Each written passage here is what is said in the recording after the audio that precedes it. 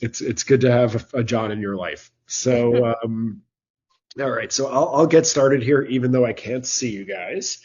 Um, but I had a little bit of an issue, so we're going over.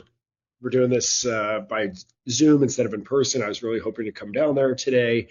I was there, I think it was last year, and yeah, had a great time in your market center. And I know you guys moved because I think you were on Walnut the last time, and I see you're on South Broad.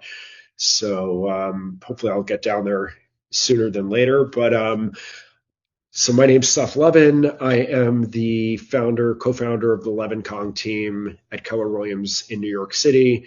I've been in the business since 2003, so this is my 23 years in the business. I was at Douglas Elliman here in New York for 13 years before coming over to Keller Williams. When I left there, I was top 20 in the company.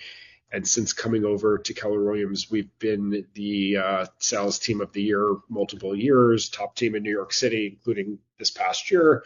And we've sold over $1 billion in New York City real estate over that period of time. And one of the things that I just really have always loved about real estate is the ability to sort of flex my negotiation skills. And I've always really loved negotiation.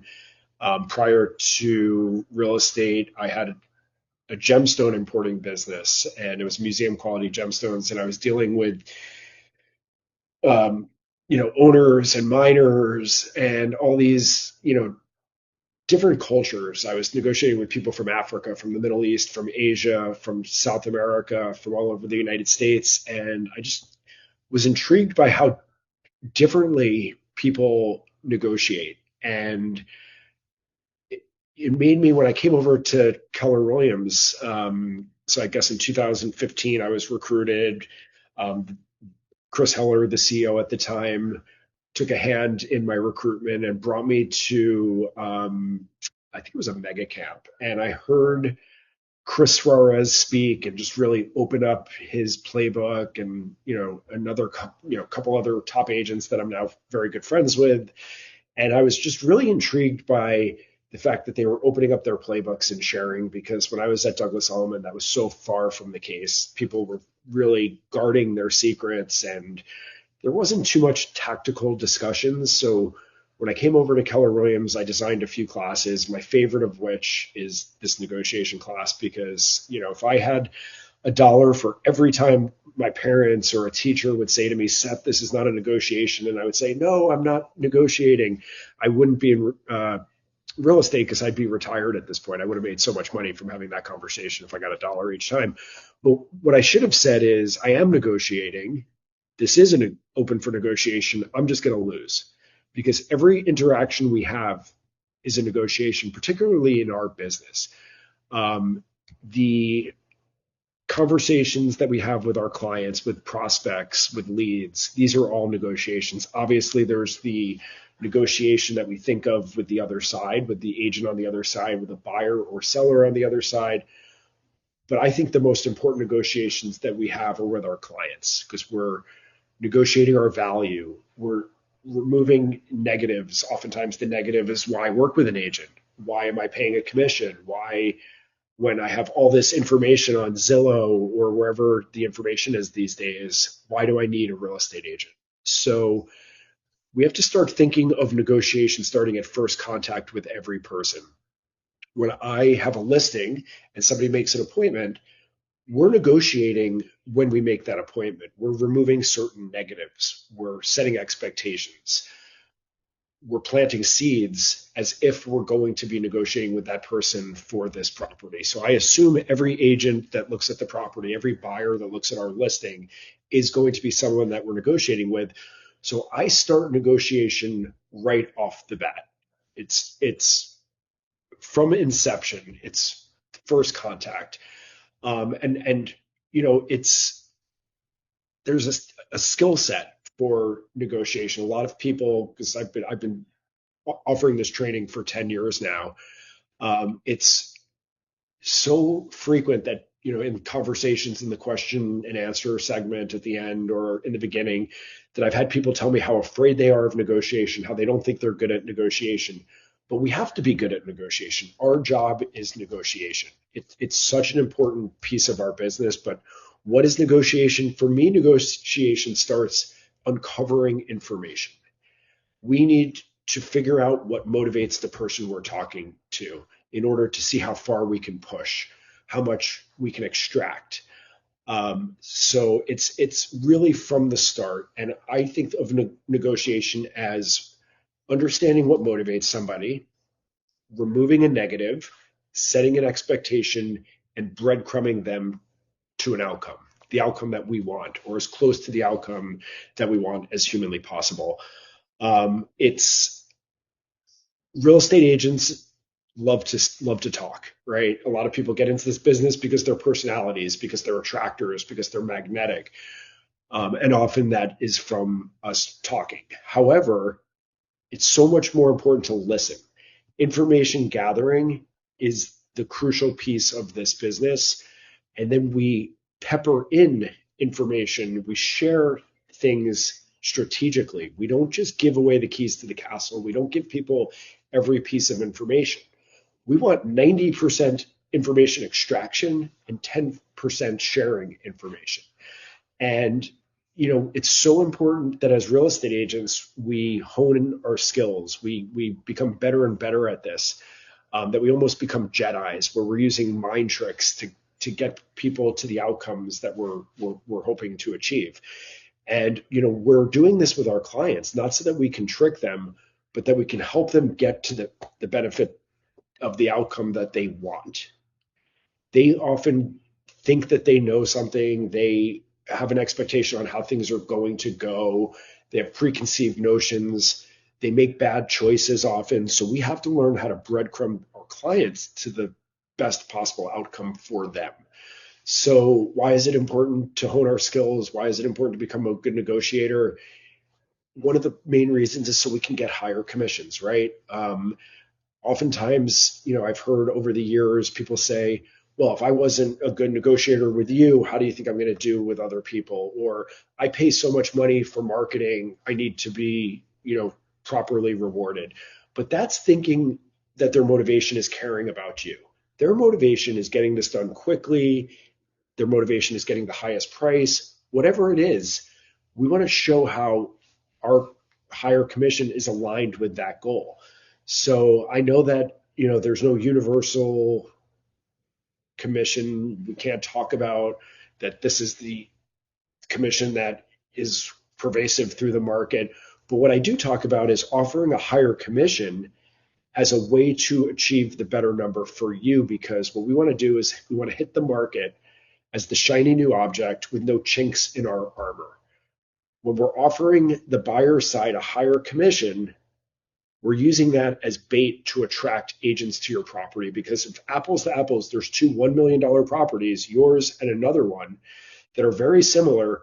We want to be the one that consciously or subconsciously agents are pushing their clients to. A great example of this is I just got an accepted offer today for a listing of mine. We're asking $895,000. We're on the 6th floor. There's a similar property, large one bedroom in this condo building, on the market for the exact same price. Higher floor, better view. Why did we get the accepted offer and not them? They're offering 2.5 to the buyer. We're offering 3 to the buyer. This is an agent's first deal in the business. I always say to my, when I'm talking to sellers in a listing presentation, we don't just want to do business with the best agents in the city. We also want to do business with the newer agents, the ones that are a little bit desperate potentially. In fact, they might be easier to push to a higher price. So apples to apples, we want them to drive to your property. And I've seen it time and time again where there's 2 properties very similar, often in the same building for us. And you guys are in Philly, the same thing. When we're offering a little bit more commission, we're the one that gets the accepted offer before the other. So I'm connecting the higher commission to a goal of, achieving a goal for them, as opposed to making it about myself. sellers, buyers, first, hopefully they like and trust you, but they don't really care about you until you achieve something for them. Then hopefully they care enough about you to give you referrals. And my business is about 95% agent and past client referrals. So that's the goal. But that to get there, you have to do something for them in order for them to care about you. They don't start caring about you. So we have to stop making the commission conversation about us, but make it about them. Um, Another reason that we need to hone our skills with negotiation is to overcome objections. When I first came to Keller Williams, I heard the concept of objection handling. I hate that terminology because that what that makes me think of is like someone hitting tennis balls at you and you're just hitting them away. You're just trying to get them out of your way. What I like to do is have conversations. So I look at it as speaking to concerns, and we don't move on until we feel like the concern has been spoken to and that there's understanding and acceptance from the person we're talking to. These are human to human conversations. We're not just trying to, come up with some jazzy way to move on to the next thing. Because if we just push the objection to the side, we think we've handled it, it's going to come back and it's going to be bigger and it's going to bite us later in the transaction, later in the conversation. We're going to lose listings. We're going to lose deals because we feel like we've pushed them away. So when someone says to me, Seth, this is my concern. I've got a 2-year-old child, and it's very tough to, get the apartment in perfect condition to have, time, space for these appointments. I want to make sure that after we have that conversation, we're going to do everything we can to give you adequate lead time before we show your property. It doesn't have to be perfect, but what we do need is this. Have I answered your question? Are we comfortable? Can we move on to the next thing, or do we want to talk more about this? When I go on a listing presentation, I'm talking about my marketing. I'm talking about the market as a overview. And I'm saying, so today we're going to talk about, a little bit about my experience, your goals, market overview. We're going to talk about commission because that's a big piece. I'm not hiding it. I'm not pushing it to the end. We're not doctors, and I don't think we are, but it's a good analogy. A doctor doesn't come in and say, everything looks good, your blood pressure is good, but you've got this horrible disease. No, they're going to come in and say, we've got to talk about this. They're hitting it right off the bat. They're not waiting. And that's a big thing. Don't wait for clients to bring up the thing that you think is their concern. We should be the ones guiding the conversation. And I don't have the same listing presentation. I've been on probably 2,000 listing presentations in my life. I don't think I've ever had the exact same conversation. I don't go in and say, this is my listing presentation, and I'm not nimble.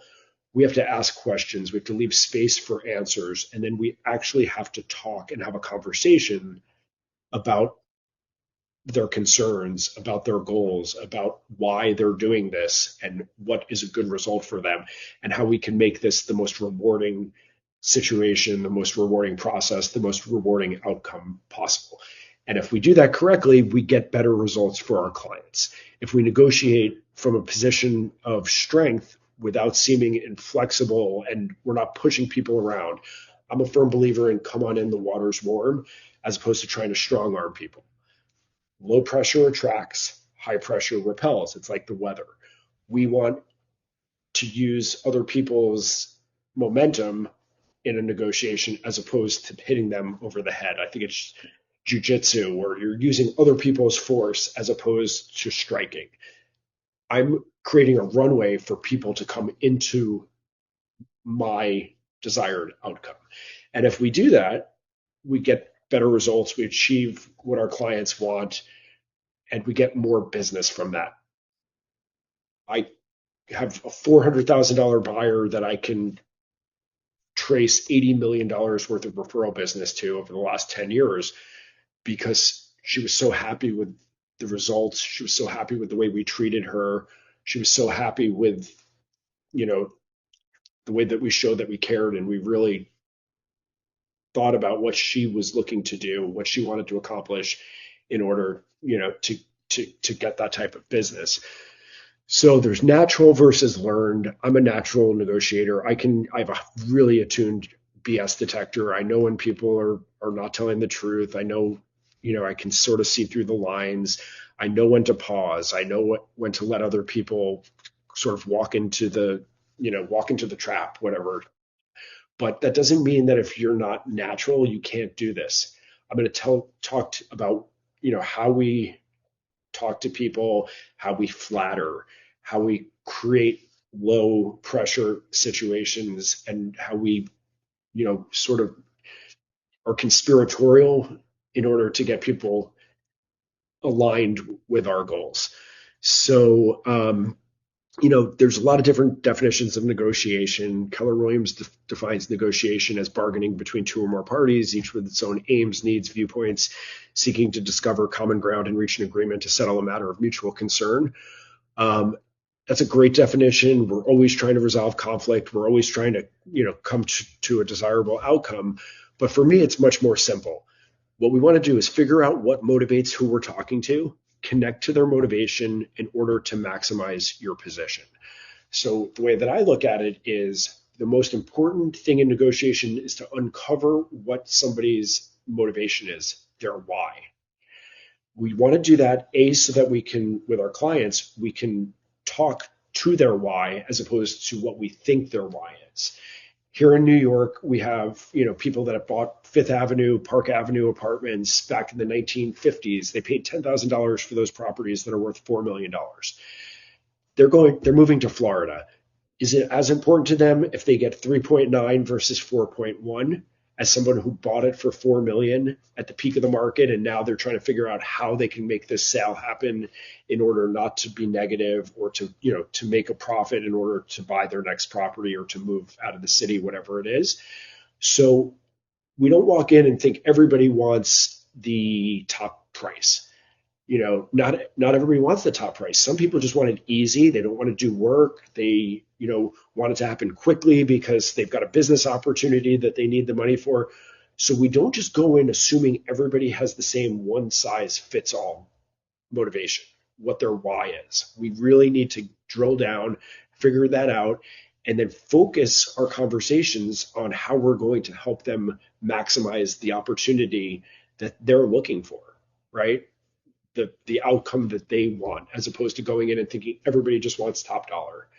A lot of people do, but what else is important to them? Is it ease of transaction? Is it, the timing? Those are things that we really need to drill down, and then we can help guide them through our conversation to figuring out why we're the best person or best people to put them in that position, to achieve that outcome. So I've got a whole list here of my negotiation musts. And I didn't used to have don't lie at the top, but then I always got questions about lying. So we don't lie. We curate stories. My nickname is Storytime Seth. You'll see I've got a story behind every one of these. People respond better to stories than they do respond to us telling them what to do. So I always use stories with people. Nobody wants to be in the dumb camp. Everybody wants to be in the smart camp. Nobody wants to be in the unsuccessful. They want to be in the successful. So what we do is we tell a story of a bad outcome. We tell a story of a good outcome, and people will always choose the good outcome.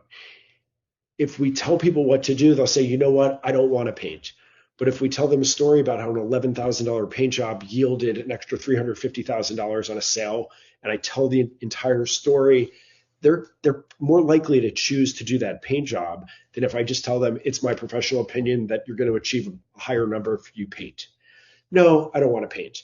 Yeah, but it's going to get you a better outcome. Yeah, you know what? I'm still good. That's different than telling a story about a person who didn't paint and they were on the market for 6 months. Then they decided to paint, but at that point they weren't getting top dollar because they'd been on the market for so long, versus the story of a person who did the paint job, even though they at first didn't want to. They saw the benefit, and I'll get to that story in a little bit, but they got 25% more than the person who is an expert in that building. The agent that's done 40 years of sales in that building told them they were going to get. We achieved 25% more because of this page. So I'll start with my negotiation musts with don't lie. Lying's not great. It's not a good thing, but also lying opens you up to losing credibility, of course, right? So I'll tell a quick story time. Seth here. When I was at Douglas Elliman, I think it was 2009 or 2010, something like that. I was negotiating for a hedge fund manager client of mine on a property in Chelsea. The asking price was 185. We had made an offer of 1.7. I was on the phone. We had a little hallway. I had a private office on the right. My friend Tracy had a private office on the left. And just for airflow purposes, we used to just keep the doors open. I was on the phone with the agent, and he said to me, Seth, I know you came in at 1.7. We already have an offer at 1.8. Obviously you're going to need to come up. I said to him, you know what, and I always say this, my client knows the market. My client understands value. And this is where we felt that value exists. And this is why we made this offer. Get off the phone. My friend Tracy says, Seth, are you talking about 151 West 17th Street? I said, yep. She said, did he tell you he had a $1.8 million offer? That was me. We retracted the offer 2 days ago. We moved on.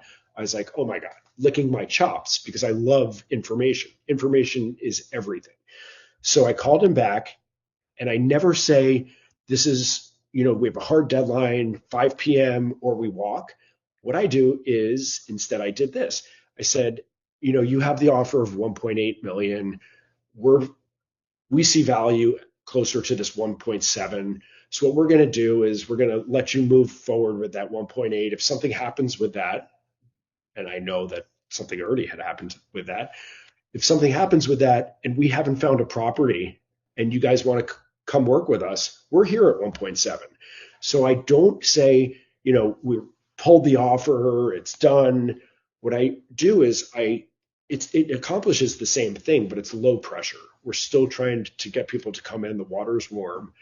He called me back a couple hours later and said, we'll do the deal at 1.7. Why did he do this? And why did I do what I did? Because I am trying to understand motivation. In this case, it's the motivation of the agent. He had two offers. He had a seller with two offers. He lost one, and now he lost two. So I know he's going to scramble to try to save us, to try to bring us back. So he's having conversations with his client saying, they're at 1.7, they're real. I think, before we lose them. So we got this deal at 1.7. My client was willing to go up to 1.8. We saved $100,000 because we caught him in a lie and we understood his motivation. We listen more than we talk. Real estate agents, like I said, love to talk. So what we have to do is be the person that listens more. We get information. Got another story here about listening more than you talk.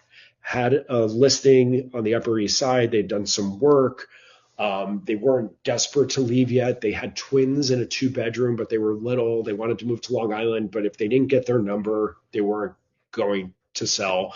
I thought the property was worth about 1.45. They needed at least 1.5 to make the move. We listed at 1.55 or 1.575, I forget. And first open house, we accepted an offer of 1.5. Those people backed out. Later that week, we got another offer accepted around 1.5. They backed out. However, at the two open houses that I had done, there was a couple who came with small children, and I could tell they liked it, but there was a lot of people, and maybe they weren't ready, whatever it was. I called their agent, who was at the time top 1 or 2, 3 agent in New York City, and I said, your clients really look like they like this property. There's so much interest here, but we just had a deal fall through. I think you should come back with them because I think this property really fits their needs. In New York, we show all our own properties, our listings. And if you're not showing, your listings. You could at least have these types of conversations over the telephone. Don't hide from real phone calls, real conversations. Don't hide behind text and email. We learn so much more. We hear intonation in people's voice. We get to ask questions and hear answers. So don't just hide behind text and email. This is really a belly to belly business. And if it's not belly to belly, it should be phone to phone. You will get so much more information. And I'll talk about making offers and receiving offers and what we can do on the telephone to learn so much information. But they came to the property, and instead of pointing out the granite countertops, instead of pointing out window treatments, I'm asking a couple of really kind of benign questions, things that aren't really, invasive to gain a lot of information. So I asked them, are you just looking in the Upper East Side? Well, we're actually only looking in this school district. So now I've got a geographic boundary of where they're looking. I said, are you only looking up to about 1.5? No, we can go up to about 1.8.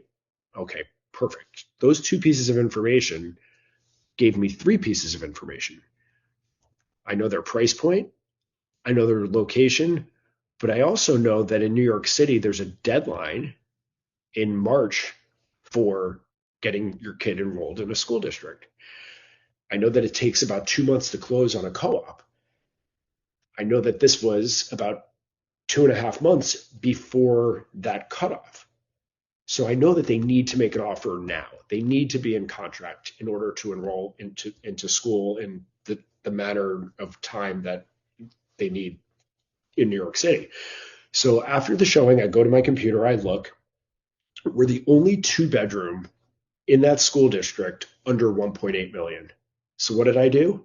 I called that agent and I said, because of the level of interest on this property, we're going to best and final with a hard deadline of 5 p.m. on Thursday. The level of interest was them. We're the only property in the world that they could conceivably get in their kids into school in a timely manner. We got an offer of 1.65. We were asking 1.575. We broke the record for a 2-bedroom in that building by over $200,000. And it was because we extracted information, because we asked questions and listened to the answers. My clients wound up writing a letter. I actually wrote it for them, how great Seth was. He did this, he did that. And we mailed it out to the adjacent buildings, and we got a lot of business from that. So again, it's better results lead to more business. Be confident. I don't say, do you think we can get this deal at 1.5? Do you think that your clients would come down to 1.4? Do you think your clients would come up to 1.4?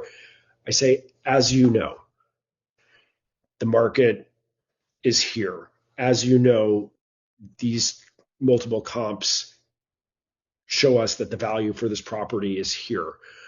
We need your client to come up to something around 1.5 in order to even entertain this as a possible transaction. Am I saying don't be an idiot? I'm collaborative. I use flattery. You're a good agent, as I'm sure you're aware. This traded here. This traded here. Because of these trades, you see the value for our property is very much in line with what we're asking. When somebody has a property that I think is overpriced, I don't say, you're an idiot. How did you price it here?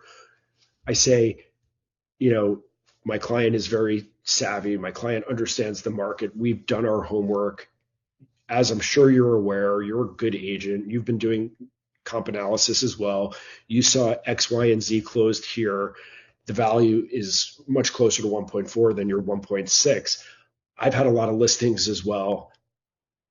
I empathize with you. I'm sure this wasn't the price tag that you wanted, but let me give you, what we see as a very fair offer to give you some ammo to go back to your clients and get them closer to where the value exists. Guys, asking price is just a marketing construct. 15 different agents can come up with 15 different asking prices. When you're working with buyers, you've got to maintain with your clients that we're looking for value, we're looking for market value or better, and we've got to ignore asking price. People want to go in with, and they expect 5% discount. But if something's underpriced by 10%, we're not looking for 5%. So we've always got to keep our clients focused on market value. And when we're talking to agents, we've done our research. These are the comps that we are looking at. I'm sure you're looking at the same comps. You're a good agent, as I'm sure you're aware. We use collaborative verbiage. We talk to people collaboratively. We're not trying to beat people over the head. How many times have you an agent yelling like, this is ridiculous? Does that make you want to work with them? No, we're trying to make people want to work with us. And we're trying to, at the end of the day, get other agents to become double agents where our clients have two agents working on their behalf, right? That is the goal. We do research. We don't say, I feel.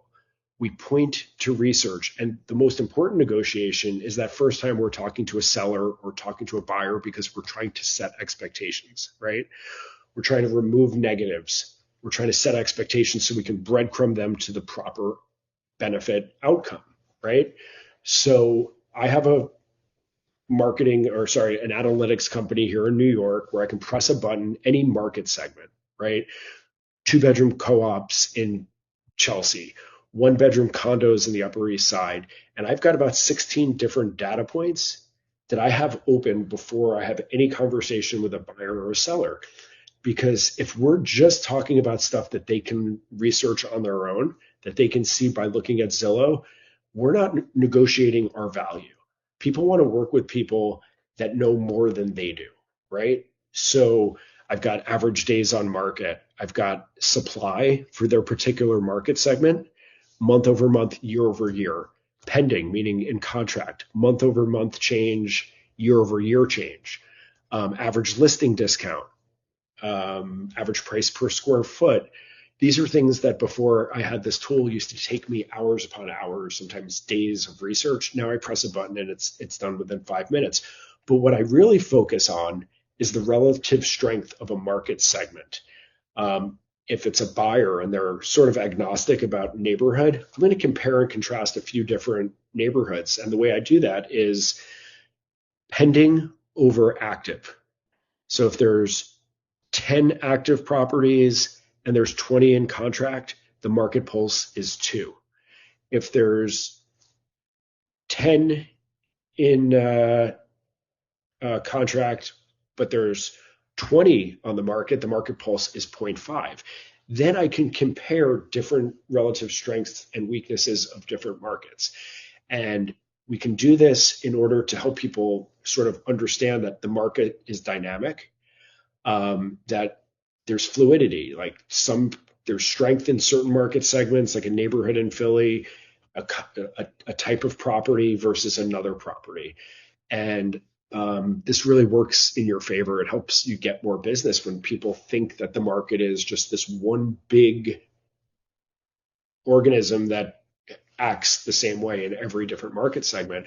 I always talk about micro markets with people. You're at a cocktail party and someone walks up to you and they say, how is the market? And if you say, oh, it's an incredible market, there's so much opportunity, buying is great right now, or it's an incredible seller's market, we don't know what they're looking to do. Why paint yourself into a corner? Like, oh, it's an incredible buyer's market. Well, I have 5 properties to sell, so I guess I shouldn't talk to you. Like, this is not the time to sell. No, this is a dynamic market where there's a lot of different opportunities. It depends what you're looking to accomplish. What part of the market are you thinking about? That way we can hear what their goals are, and then we can help navigate them, give them information that helps them make an informed decision, as opposed to just painting the market with a wide brushstroke saying it's good, it's bad, it's buyers, it's sellers. That's almost never the case, that every part of the market is operating, concurrently at the same rate, right? So I'll never forget, I think it was 2019, my client Elizabeth, who I'd sold a co-op in 2007 to in Chelsea for $800,000. I bumped into her at a restaurant. She introduced me to her husband, Brian. They just got married. And I said, oh, are you guys living at 161 West 16th still? She said, yeah, we're still there. She said, we're thinking about having a kid pretty soon. And I said, oh, that 1 bedroom's going to get pretty small. What are you guys thinking about doing? She said, well, I don't think we're going to do anything right now because the market is so bad. because people just hear the market's good, the market's bad, and then they make decisions. Our job is to help drill down, help them make better informed decisions. So I said to her, well, you've heard that the market's bad, but there's different market segments, and yours happens to be one that's doing really well. I remember at the time there was more than twice as much in contract as there was active. So that's a very strong market segment. I asked her what she was looking to accomplish. What would she be looking to buy if she sold that property? And she said, I'm looking to buy a 3-bedroom condo. I want to get out of co-ops. And I was like, ding, ding, ding, ding, ding. The 3-bedroom condo market was so weak at that point. The 1-bedroom co-op market in Chelsea was so strong. I said, Liz, let's work through this. Can I come over on Thursday and we work through this? I can show you what's going on in the market. Showed her the market chart for Chelsea where there was twice as much in contract as there was active. I showed her the 3-bedroom market where there was 5 times as much active as there was in contract. The market pulse was 0.15 versus 2. So it was, you're talking about 14 times more strength in the 1-bedroom co-op market as there was in the 3-bedroom condo market. And the company that I use is Urban Digs, and I was on their podcast and I told this story. And they were like, "Wow, we love to hear this," because she was not going to sell, but then she decided to put her place on the market because I was showing how much weaker what she was looking to accomplish was than what she was looking to buy versus what she was looking to sell. We put her property on the market for 1.1 million. We got a cash offer 1.1 million within a week. Nothing in that building had ever sold over $1 million for a 1-bedroom. Then she was looking for the 3-bedroom condo. We wound up going to Brooklyn, to Park Slope, which is now the most contested neighborhood in all New York City. But at the time, it was very weak, that 3-bedroom condo market. There was a new development that was listed originally at 4.5. It had a few price reductions. It was asking 3.5. She got it for 2.75 million. She sold a property breaking a record in one market segment and got almost 2 million off the original ask on another market segment, where that property is easily worth 4.5 million right now. In 6 years, she made almost $2 million on that trade. There's always arbitrage. There's always a way to sell high, buy low, buy low, sell high, all that stuff. It's only possible if you can drill down into different markets and tell stories and breadcrumb people to the outcome. So what did I do? I removed the negative of her place. I set an expectation about the market being not uniform and there's different things happening in different markets. And then I was able to breadcrumb her and her husband to the potential outcome that they did achieve. There's so much of that in my career where people say, oh, it's a bad market. I'm like, well, it's interesting. It's a dynamic market. What we need to do is look for opportunity. Not each market segment has the same opportunity. My job is to help guide you towards good opportunity and away from bad outcomes, right? That's what I tell buyers all the time as well when I'm setting expectations. They're like, well, what if I find the listing before you? Yeah, I would hope that there's times where you're finding listings before me, because if I can't sleep at 3 a.m, I'm not looking for your listings. I apologize, I'm not, but you probably are. What we want to do is together, collaboratively, find listings. You're going to show me what you like, but I'm going to guide you towards opportunity and away from negatives, because especially in a city, there are buildings that we know are bad.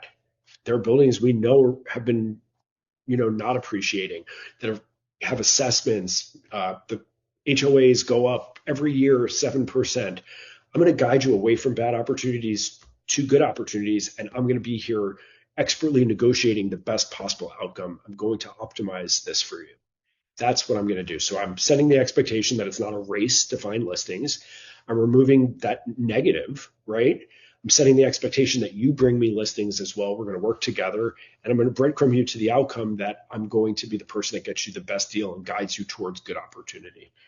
But we can only do that when we do research. We need to share that we've done research with our clients, because if they don't know what we're doing, they think we haven't done much. I'll never forget early in my career where somebody said to me, Seth, this was probably the easiest deal that you've ever had. I actually had this happen to me last year as well. It was an estate sale, and it didn't even hit the market. The next door neighbor bought it. And the seller said to me, Seth, this was probably the easy. I turned to him and I said, this was the hardest deal I've ever worked on in my life. I guess I kept you out of the loop for the negatives enough and did the work in the background that you think that this was easy, but this was actually the hardest deal. So what you got to do is show people a little bit about what you're doing. You got to show them how the sausage is made. We're not trying to bring them into every negative situation, but we need to keep them abreast of what we're doing so that they understand how much you've done, so that, when this is done, they can tell their friends, Joe did such a great job. He really kept things on track when they looked like they were falling off. So it's paramount. It's the most important thing to do research, guys. You really need to be somebody that has statistics on hand, especially with that buyer intake call, that seller intake call, that gets people to think of you with expertise, and then they trust you moving forward. Guys, be creative. It's not, if it's not illegal, just because other people aren't doing it doesn't mean that you shouldn't do it. Um, I went to an Indian wedding in India in 2007, and I met a guy who had just sold a company for $500 million. And I was told by my friend, he's working with an agent, he's looking for 10 million in Tribeca, but talk to him, talk to him. I kept dancing next to him. I'd go up to the bar until we became friends. Eventually, we came back to New York. I found him a $10 million penthouse in Tribeca, but it wasn't going to be fully constructed for about 2 years. What happened between our accepted offer and when it was going to close? All the banks failed. We had what looked like the second coming of the Great Depression. He called me and he said, Seth, tell the other side I want out and they can keep my $1.5 million deposit. I was like, before we lose your $1.5 million, what do you think is the worst case scenario with the market? He said, well, I think it's going to go down 30%. I said, well, would you stay involved in this transaction if I can get this for you for 7 million instead of 10? He said, yeah, of course. So what do? I understand the motivation of a developer. Developer doesn't want the property to fall out of contract, and then it's a domino effect where, it looks like, the crown jewel, the penthouse falls out of contract, shows weakness for the building. He doesn't want the $7 million sale to be recorded because then everybody else is expecting 30% discounts. So you got to understand who you're talking to. Developers, builders, they like optics of price reporting. They want high price reporting.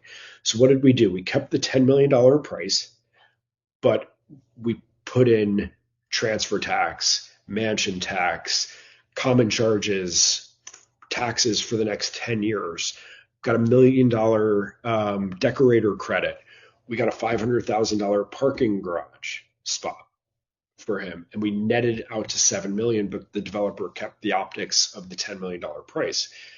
So as long as there's not financing involved, this was a cash deal. We were able to put all that stuff behind the curtain so that they can show the optics of a $10 million price moving forward. When you're buying an individual resale seller's property, they don't care about optics. So you got to think differently. Also, in New York, there's a mansion tax that starts at $1 million. So what happens when I have a property that's worth $1.05 million? Every time I list something at $1.05 million, people want to get it for $995, right? They want to get it for $999. They want my seller to trade $50,000 for them to save 10. So what have I done on every deal that's every listing of mine that's got a value or a price tag between $1 million and $1.1 million over the last 15 years? I put in the listing. I talk to the seller. I tell them stories about how this has worked in the past. They choose to do this. We offer to pay the mansion tax. We put it as the first line in the description. What does it do? It removes that negative, which is the mansion tax, but also sets an expectation that it's going to go over $1 million. So if we think the property is worth $1.05 million, I said, why don't we just price it at $1.06 million and bake in the $10,000 mansion tax, right? So you're not trading $10,000 for $60,000. Why should my seller have to trade $50,000, $60,000 to save you 10? Instead, we bake it in, we remove that negative, and we set that expectation and breadcrumb them to the outcome. And we do this collaboratively. I'm always telling agents, you're a good agent, as I'm sure you're aware, I don't say, why would you think that this price makes sense? Why did you make this terrible offer? Hey, buddy, as I'm sure you're aware, you're a good agent. We price this on the nose. We're asking 1.2 million, just like apartment 5K, just like apartment 6G sold for, same square footage in the similar market. If anything, we're under a little bit because we've got a better view out of the West. But that you've done deals. You're a great agent. Yeah, help me help you. What do you need from me to help? To get you guys to where we can make a transaction happen. So with my team, John, if you're still on the call, this happened the other day. Everybody on my team, we give an assignment. They've got to price an apartment. They've got to come in with a strategy for a buyer. And I keep telling them, why don't you call the other side? Why don't you try to get this information? And they're like, oh, we reached out. Nobody's giving us information. I was like, well, let me pick up the phone. I'm going to make a phone call, see how we get information from this comp. It's in contract. A lot of times people, especially in our co-ops, they don't want to give out the price because if there's a board rejection. So I called and I said, hey, Joe, this is Seth Levin from Keller Williams. First and foremost, I just want to congratulate you on getting apartment 5K into contract. I've done deals in that building. That is a tough building to sell in. Kudos to you. You did a great job. Congratulations. I'm sure this feels really good to get that into contract. Do you mind sharing with me the number that you went into contract on? It was priced at $1,050,000. They went into contract at $920,000. If I didn't get that piece of information, now I'm talking to a buyer, now I'm talking to a seller. I'm assuming, because I know average listing discount in that market segment is 3%, that went into contract at about $1,015,000, $1,020,000. But it went into contract at $920,000. I have a piece of information that most agents weren't able to extract. Agents on my team couldn't extract because they just went in and asked, do you mind sharing? I went in, congratulated him, flattered him, said, if you ever need that kind of information from me in the future, please feel free to call. I got that. I extracted that piece of information. And that's also an important lesson working with, being a real estate agent in a market. Agents in your market are your number one resource. We think of them as competition. They're only our competition for about 3 seconds when we're going against them in a negotiation. They're only our competition for about 3 seconds when we're going up against them for a listing. But the other 99% of the time, they're our collaborators. They're our resource. We need to share information, in order to gather information. We need to flatter. We need to, buddy with agents in order to become part of the ecosystem of information sharing and information gathering. So don't look at agents in your market, even the agents you don't like, treat them well. Remember, low pressure attracts, high pressure repels. You don't want to be one of the agents that people doesn't want to do deals with. You want to be the agents don't want to do deals with. You want to be the agent that people want to do deals with, especially when we get into markets that are super competitive, where there's multiple listings on every property. We want the agents to want to do deals with us. When I first got into the business 23 years ago, I didn't really have too many buyers. I was in my young 20s and I didn't know people with money to buy properties in New York. I had to build those relationships. I had to build that business, but it didn't mean that I sat at home and watched TV. I would make up like a fictional buyer, and I'd make up the parameters and the price point and their needs. And I would go to different neighborhoods based on these fictional clients that I created in my head. And I would go to open houses and I would meet the agents that were doing the most deals in those neighborhoods, those property types. And guess what happened when I did have the buyers? And when I started in the business in 2003, this was a hyper aggressive seller's market from 2003 to 2009. So every deal had multiple offers. So what happened? I had befriended those agents. I had shown them who I was, at least having a face, a name attached to an offer. I was getting information. I was getting my clients to the front of the line because agents want to work with people that they know, people that they think are good agents, and just having a little bit of, name and facial recognition with them was enough to get my offers to the front of the line. there's so many times where I'm asking agents. I mean, now I've been in the business 23 years. I've sold a lot of real estate. I've done deals with most of these agents. It's a little easier. But when you're new, meet these people, talk to them, be positive, use flattery. You're a great agent. This is a great listing.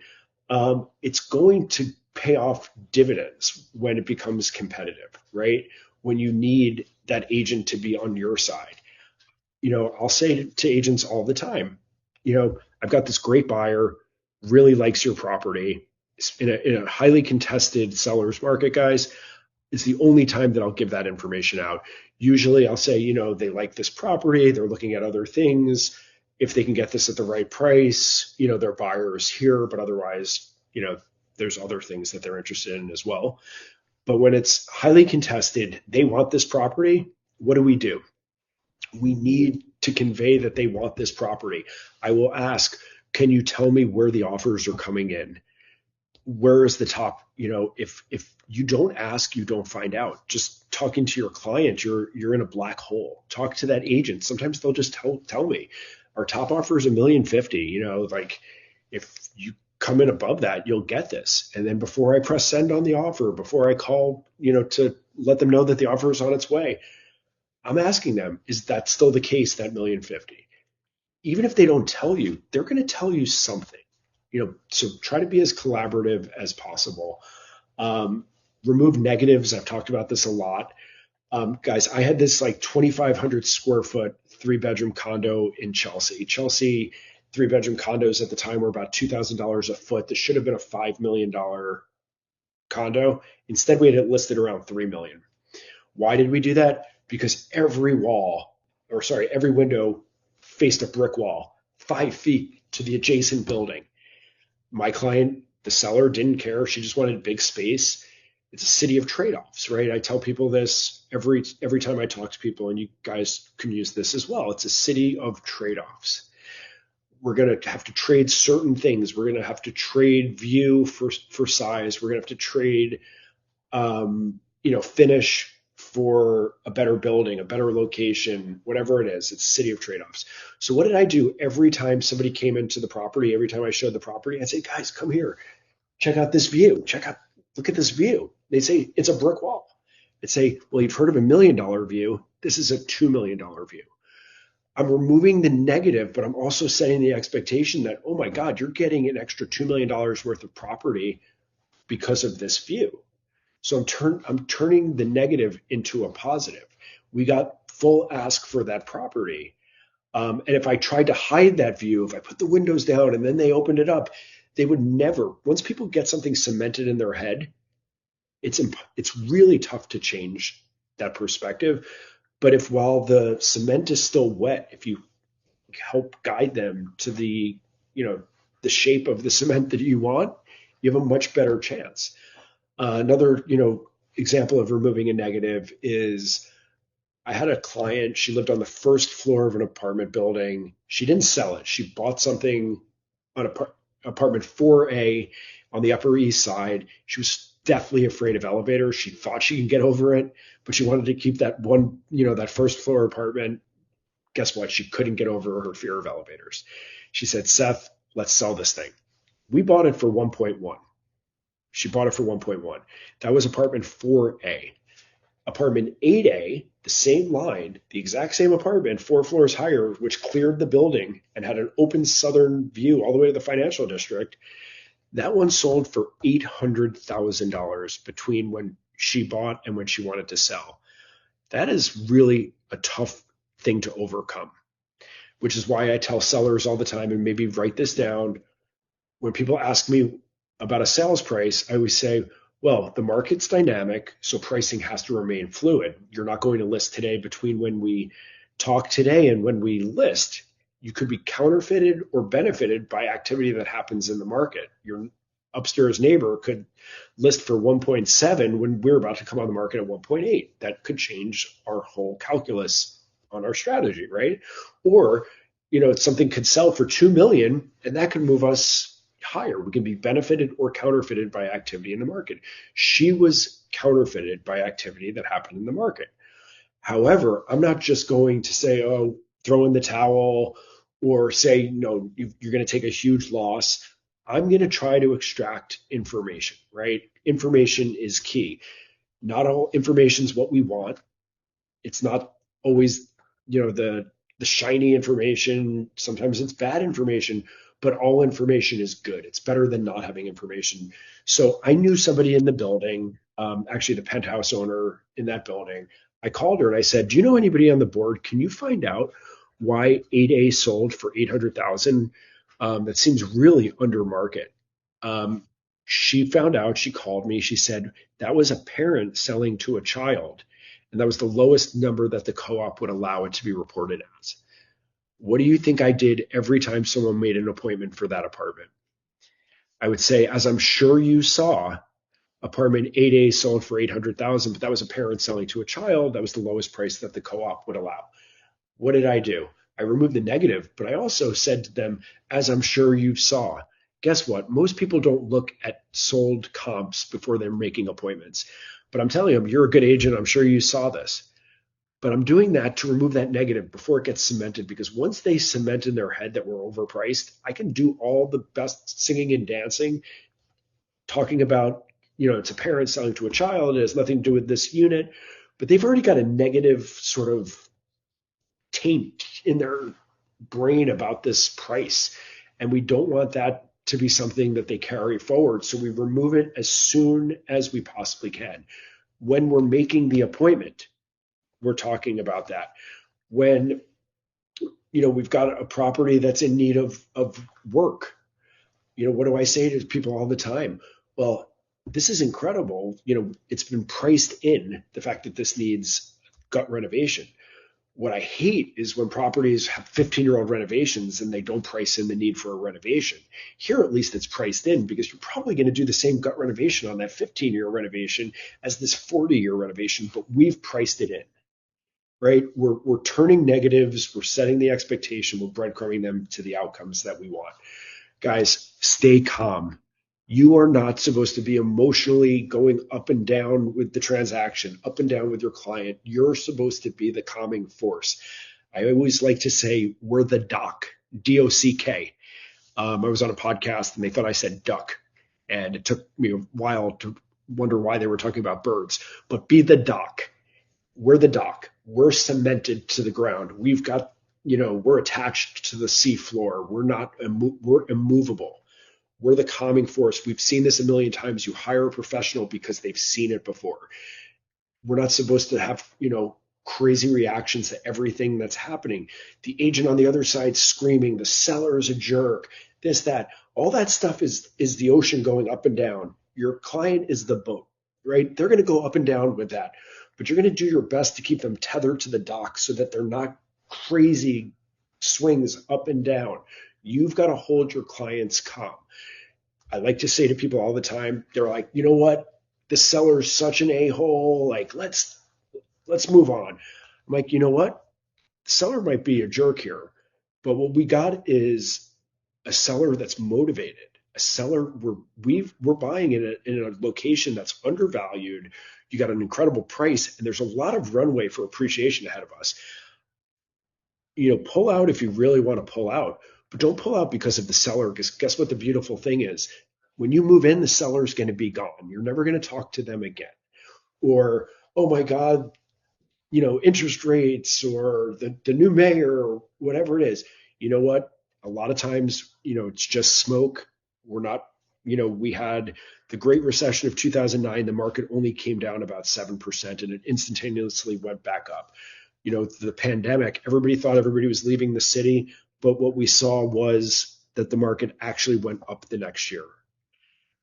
We need to keep people tethered to facts, tethered to the fact that we know the process. We can predict the outcome based on our professional experience, research. We've seen this a million times. We are not the ones to go crazy. Agents are like, how do you, this, that, the other thing? I'm like, I hear what you're saying, but as I'm sure you've seen, prices in this building have gone up X% over the last couple of years. So we're actually priced on the money here. If you'd like, I can send you over some comps. You're a good agent, as I'm sure you're aware, this is one of the most competitive market segments in the city right now. I'm not saying you're an idiot. How do you not know that the price here has gone up 20% over the last 3 years? No, as I'm sure you're aware, we price this based on X, Y, and Z, or you know what, we're having difficulty getting this information from management, but you know that management is very slow to respond these days. We're doing everything we can. We'll get you this information as soon as possible. Not like, what are you, an idiot? Like, don't you know management companies take 3 weeks to get back to us on anything these days? We're the calming force, guys. We need to be really calm. Um, who do we negotiate? We negotiate with everybody. When do we negotiate? First contact, guys. Remember that the first time you're talking to people, they are deciding if they want to work with you based on that first conversation. You're trying to get to an in-person, you're trying to get to that first showing, you're trying to get to a listing presentation, but you're winning or losing based on that first conversation. So be prepared. Have information in front of you. Make sure you have data points that they don't have access to, right? We need people to know that we know more than them, but we're not saying we know more than you. We're demonstrating, right? Also, guys, everybody wants to know a price. When you're talking to people, all they want to know is what is the price that you're going to put on this? Well, the market is here. Your building has traded between here and here. However, I really, would need to get into your property to see it, to see, the light, to see the view, to see the finishes before giving you a specific price. But also, we're not putting it on the market today. The market's dynamic, so pricing is a little bit fluid, because if we were listing today, there would be price X, but if we're listing in a month, it might be X plus one, X minus one. So we really don't price in a vacuum. We price against competition. Why do I not want to give people a specific price? I don't want them to make a decision if they want to hire me or not, based on price before they trust me, trust my expertise. So I need them to understand the value that I'm bringing is not just putting a price on something. Also, I don't want them to take my price, give it to their brother, their sister-in-law, and cut me out, right? Like, I want them to need more. I want to keep them needing to keep the conversation going with me, right? If I give them a price, I might never hear from them because, they've decided I told them 1.4, but another agent told them 1.6. The price might be 1.4, but they're going to go with who's not going to go with the person that's 1.6 until that they understand that I'm pricing strategically, that in a seller's market, I might want to underprice a little bit to get competition. In a neutral market, I want to price on the money. But in a buyer's market, I actually want to overprice by the average listing discount of that market segment. If the property is worth $1 million, I want to price at $1,050,000 if the average listing discount is 5%. People are expecting 5%. I'm going to bake it in to try to protect my $1 million, as opposed to pricing it at $1 million and people wanting to get it for $950,000. So pricing is also strategic. I want them to come along with me on the journey where I explain to them how we can price differently. Again, price in the dumb camp, price in the smart camp. I'm going to tell them stories and they're going to choose to price in the smart camp. I'm not calling it the dumb camp, guys. I'm not calling it the smart camp, but I'm demonstrating two different outcomes, and I'm breadcrumbing them by removing negatives, setting expectations, breadcrumbing them to the outcome that's going to be best for them, right? And the outcome that's best for them is best for us, because then it's a successful transaction. They like us, they'll trust us, they care about us, they refer to us. Real estate transactions should seem amicable. Guys, these are not hostile takeovers. That doesn't mean we're not trying to achieve the goals for our clients. We're just trying to do it softly. We're seeming cooperative even when we're pushing. We're trying to create urgency without seeming salesy. How do we create urgency when we've been on the market for a cool 180 days? Our listing's been on the market for 180 days. My favorite thing I've ever seen in real estate is those listings that say, this will not last. And then you look days on market 210. It's like literally my favorite thing in being in real estate is seeing that. But how do we deal with that when it's our listing? Well, we were priced at $1,050,000. Now that we've dropped the price to $995, we've seen such a big influx of interest. This is night and day compared to what we've seen. This should really be flying off based on the level of interest. This really should be flying off the market. We had a tenant in place. You know how hard it is to show with a tenant. Now that the tenant's moved, we've seen this crazy influx of interest, and we're not going to be here much longer. It's without seeming salesy, like you're not saying, oh, this is going to fly off the shelf. It's, wow, we've really seen such a different level of interest since X has happened, since Y. You're telling a story, you're breadcrumbing them to the thought that something has changed. That's why this is going to fly off the shelf now, even though it hasn't flown off the shelf for the last 180 days. How do we negotiate from a position of strength without seeming overly pushy and flexible? We do it by saying, as I'm sure you're aware, you're a good agent. We understand the market. We're going to transact accordingly.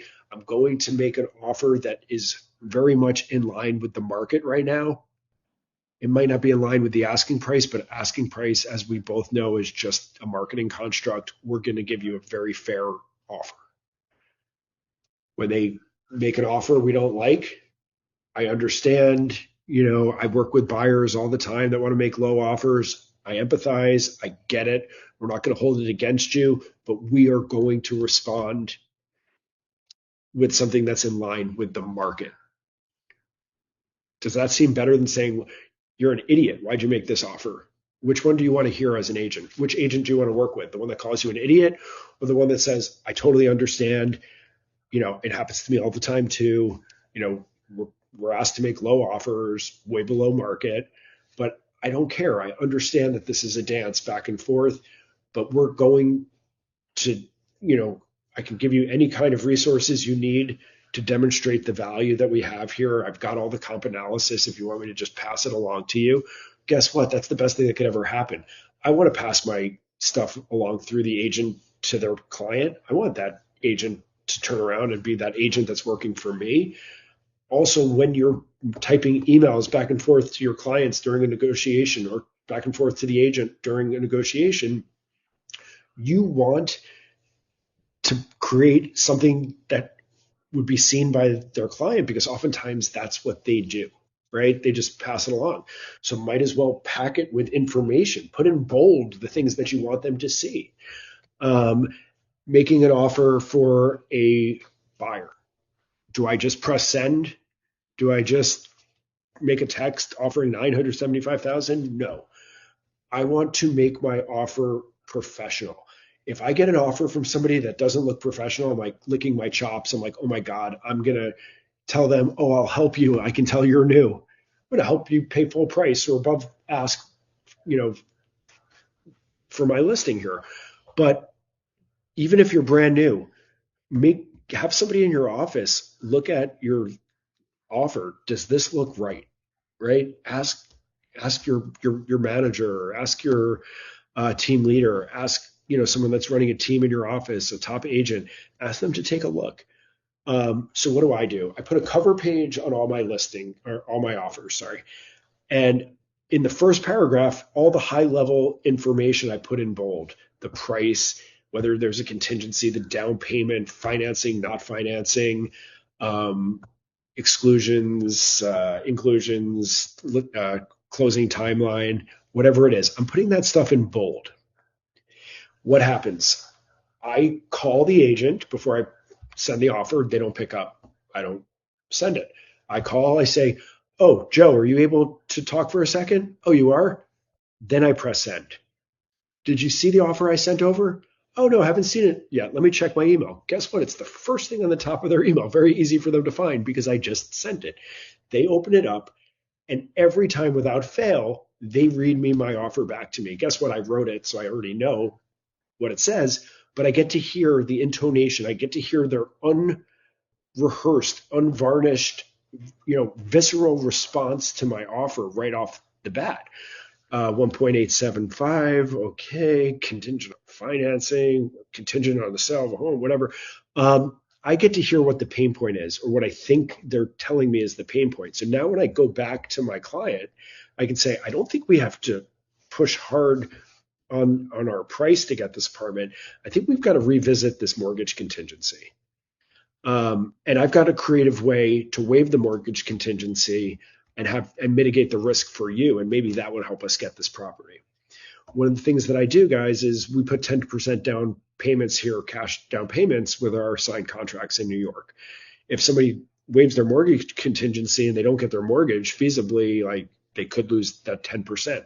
So what I do is, I've been doing this since about 2008, is waive the mortgage contingency, but instead of risking the 10% deposit, risk 2%. So for $1 million property, instead of risking 100,000, we're risking 20. We're showing their skin in the game. Nobody wants to lose 20,000, but worst case scenario, my client is not at risk of losing 100,000. They're at risk of losing 20. That's a way to be creative. But I want to get them on the phone. I will not press send until I get them on the phone, right? I want to hear what the pain point is.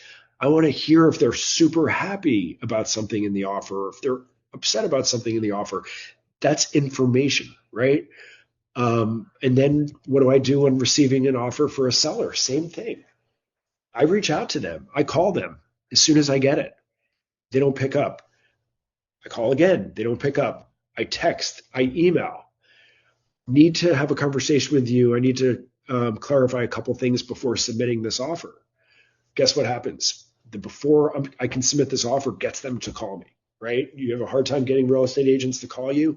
That gets you to call you. Before I can submit, I just need to clarify a couple things. They call and I go, okay, I got your offer, 1.875 million. Interesting. Then I shut up. I let them tell me the story. Well, they're looking at a few things. They've made a couple different offers. They're not going to come up beyond this. Guess what? That's not the information I was hoping for, but it's information. All information is good. My clients paid $200,000 for this 20 years ago. They are in contract on a place in Florida. They need this to close within 2 months in order to pay the contractor, whatever it is. So then we can have a conversation. I know you're asking 2 million. They're not going to come up much from this 1.875, but they're a bird in hand. What do we want to do? As opposed to, let's see if we can get up closer to 2 million. But more often, the agent, because agents love to talk, they love to share, give them the runway to speak. They're going to say, you know what, it's an opening offer. We're hoping it doesn't offend your. No offers offend. I understand. I empathize. I have clients that want to make low offers all the time. Again, my client understands the market. They're not, desperate. They're looking to transact. They're going to be fair. They want to transact where the market is. We priced fair. I did a lot of the negotiation up front for you. They wanted to price at 2.2. I got them to 2.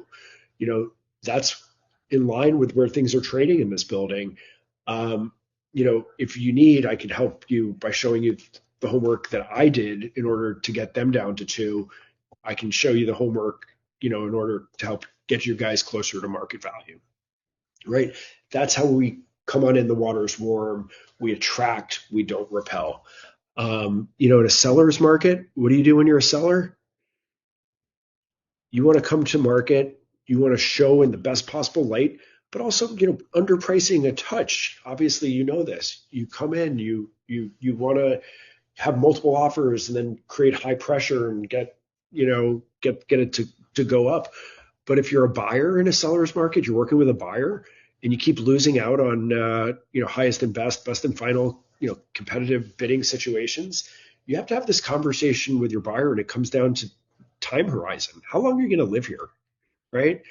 I'll never forget. I had a buyer in 3.5 million, graduated from Cornell Law School. This was like 2014. His parents were giving him $3.5 million. A story as old as time in New York, just parents giving people 3.5 million cash. But we were about to make an offer, and he said, my time has changed. I'm actually thinking about moving back to California in 2 years. And I said, well, you must want to become a landlord. He said, no, let's sell in 2 years. I said, well, with closing costs on the front and back end, that's not going to happen. You're probably going to lose in 2 years unless something crazy, wild happens. On average, we see about 4% appreciation per year, and closing costs on the front end and back end could be 10%. right? So you're going to lose a couple percent there. He's like, no, I don't want to do that. I said, so you're a renter. That's cool. I was, a younger version of myself. I could have really used that $90,000. I could use $90,000 right now, but I did what was best for him. 2 years later, he refers me his friend Kathy from law school, $400,000 buyer. She got a board rejection, a co-op board rejection. She said, Seth, give me to somebody on your team. I said, no, Kathy, we're almost at the top of Mount Everest. I'm going to get you to the top. We got her that property. In the last 10 years, I've closed close to $80 million with her friends and her friends' referrals, right? I did, I think, $10 million with her friends in 1 year, over 10 million, maybe 12 million in 1 year.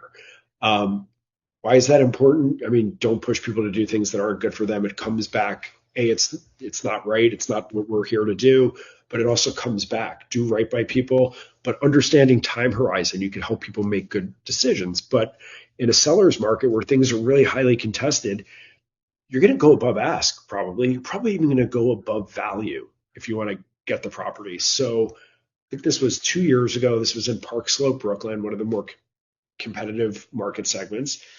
I had a client who lost out on a property. She was kind of bummed because she wanted to be between her grandkids and she really wanted to be in at a certain point because she was selling her house in Pennsylvania, in New Hope. And she just was a little like frustrated. And I said, how long are you planning on being here? I knew, but I just wanted to remind her. She said, at least 20 years. I said, well, here's the thing. This property that just came across our radar that you like, that you want to make an offer on, it's asking 125. I think it's worth about 1.3. However, I don't think 1.3 is going to get it done. You're going to be here for 20 years. That's about 20 years at 4% appreciation. That's about 80% appreciation. How much of that appreciation are you willing to trade in order to get it today?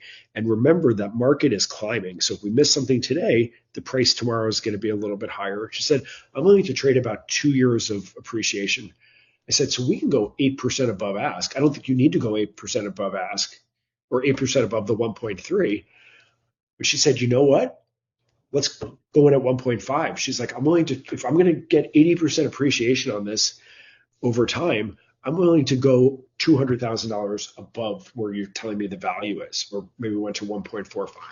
She went higher than I told her would be necessary, but she wanted to ensure she got it. She's willing to trade a couple years appreciation in order to get the property today. But if she was only going to be there for 5 years, that's a different mindset. Then you have to really look at, this is the value. Forget asking price. The asking price is 125, but the value is 1.3. If you're only going to be here for 5 years, think about that as 20% appreciation. You have a lot less that you could potentially trade in order to break even at the back end, right? So it's all contextualizing, the property. In a buyer's market, when you're a seller, I like to pad it a little bit, just a little bit, so that people feel like they're getting a discount and we get to hold our number.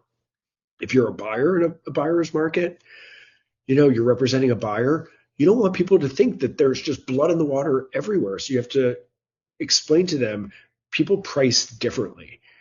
If the value is 1.4 and someone's pricing at 135, they're not going to be as negotiable as somebody who's priced at 1.5. So you've got to remind people that it's always about value, not about asking price, because your buyers are going to want 20% off, 10%, whatever it is, because they're hearing from their friend that they got 20% off, but that 20% off was on a property that was overpriced by 30%. So we've got to, again, it's about segmentation, and asking price is just a marketing concept. We can maximize this experience for you, but not everybody's going to get 20% off. Some properties you're going to get a great deal at ask, right? So it's all about, removing that negative and setting the expectation that it's not just across the board a bloodbath. Some people have priced that in. So dealing with concerns, commission we talked about, it's really all about showing commission as a way to attract a buyer, attract a buyer's agent. Local expert, I have this local expert in staging I'll talk about in one story. Years ago, I was referred through my aunt, who owned an art gallery in New York City for many years, to a seller who was 96 years old in Gramercy. His daughter was there. She was in her 60s. She was actually a Hollywood producer. I walked in and I knew that this woman, Elaine, had been selling in this building for 4 years. She does 90% of the deals. So what do I do? Right off the bat, I'm like, I'm sure you're talking to Elaine. What did she say that she could get for this? What did she think it was worth? Oh, Elaine said it was worth 1.4. I'm like, can I take a walk around the apartment and I'll come back to you and I'll go through my notes and give you my assessment? Sure, take your time. Walk around with the daughter. She says, Seth, I hate to do this to you. You came all the way over here, but he's going to hire Elaine. He already told me.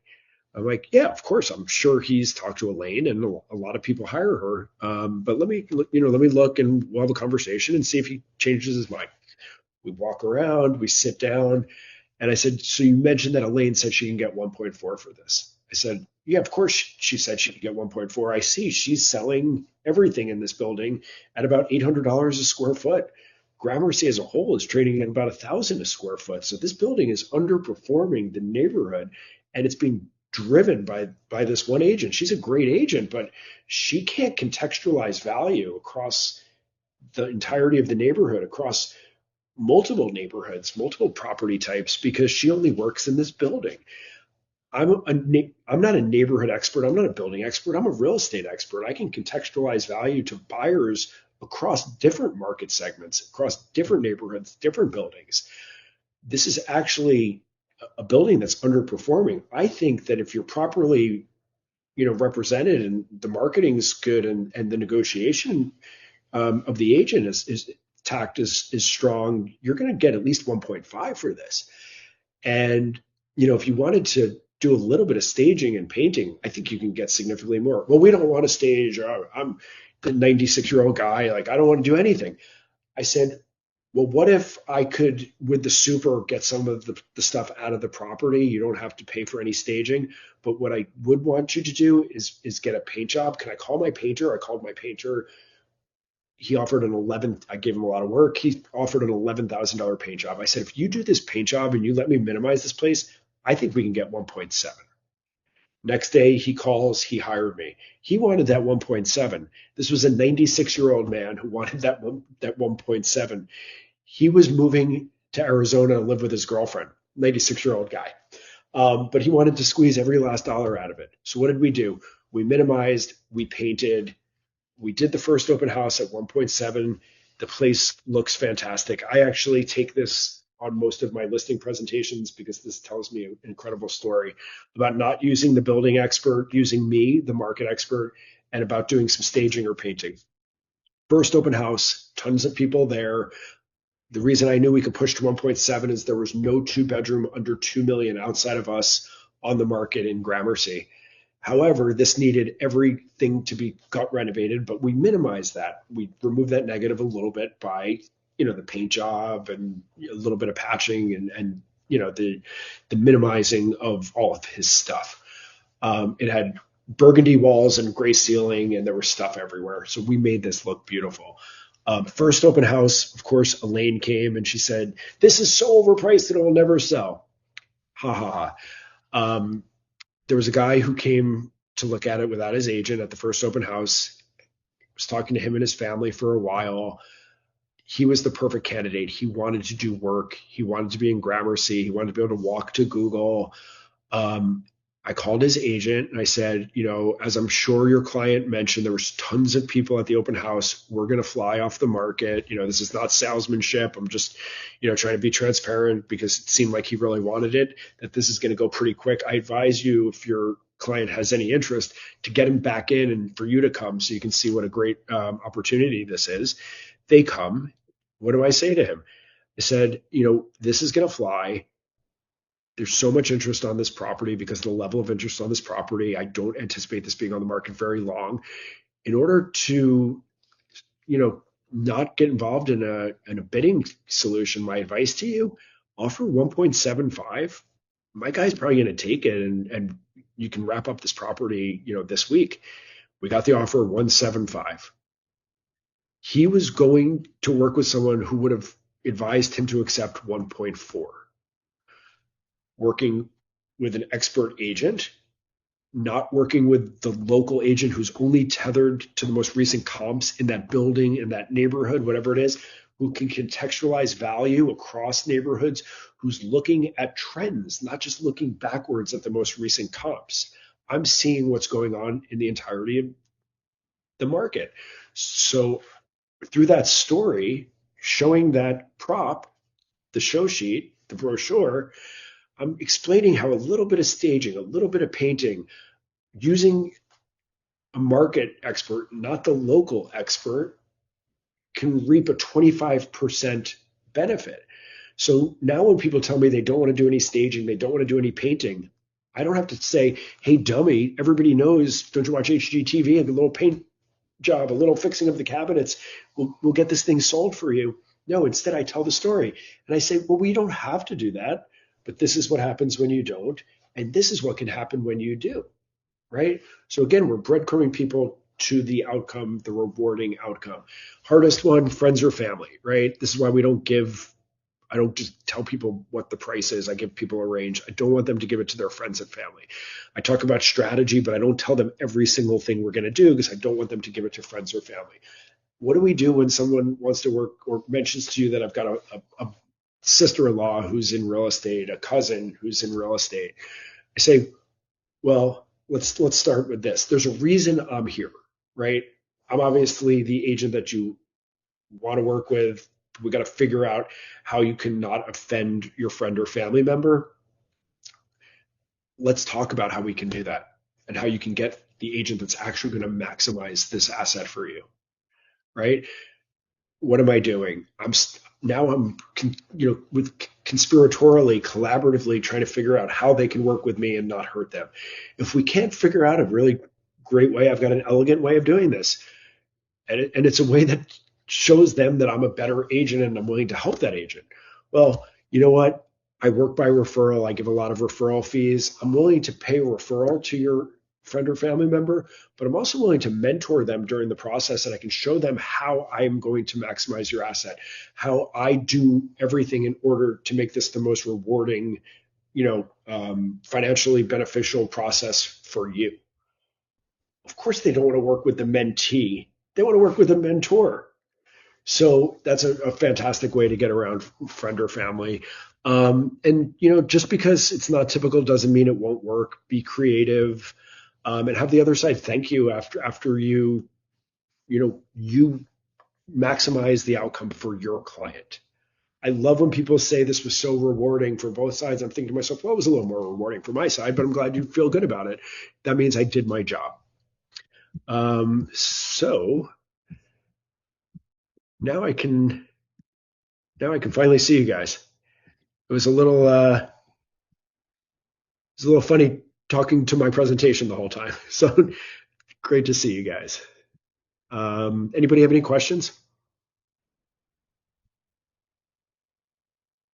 If not, I did my job. If you have questions, still did my job. But anybody has anything, if you want to throw it in the chat or ask any questions, happy to answer. Otherwise, this was fun, and you can email me. I'll put my information in the chat, or John, if you don't mind putting my information in the chat. I appreciate it, and hopefully you guys got a lot out of it. And please keep in touch, and let me know if you guys have any questions in the future. And good luck out there.